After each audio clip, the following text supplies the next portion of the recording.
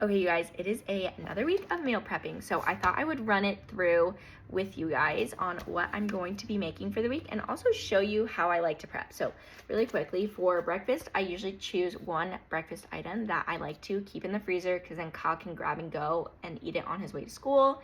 I like to do 2 snacks.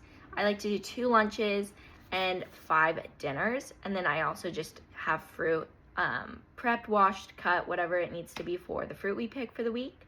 So that being said, for breakfast, I also usually do 2 batches in the freezer. And this week I'm going to do some breakfast burritos with a bunch of vegetables and sweet potatoes. And then I'm going to do oatmeal for myself. And then with that oatmeal for snacks, I'm going to do a protein oat ball, which I've always wanted to make, but I've never made before. And then I also have salami in the freezer still, so I'm going to do salami and cheese again. And then also I'm going to make a protein pasta salad using the salami and a bunch of vegetables that I'm going to use throughout the week. So there's that. For lunches, we are shifting over to eating cleaner and also just kind of being healthier overall. So for this week, for lunches, we're going to do ground turkey and rice with a vegetable and ground beef and rice with a vegetable.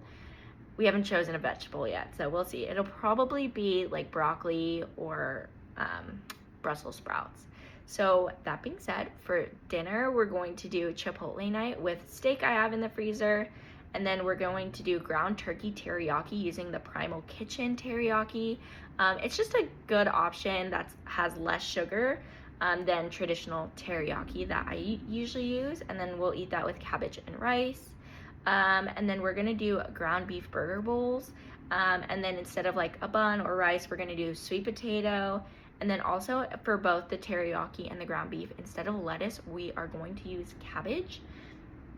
And then I'm going to do a salmon bowl with just rice and avocado. And then for dinner, we're also going to do a Korean miyeokguk, which is a seaweed soup. But yeah, that is it for this upcoming week. I will show you what I prep, and then I'll also kind of do a voiceover or talk while I prep because my sister said that I should do that, so I thought I would try. And then yeah, so that's it. And then I will also show you what I restock my fridge with.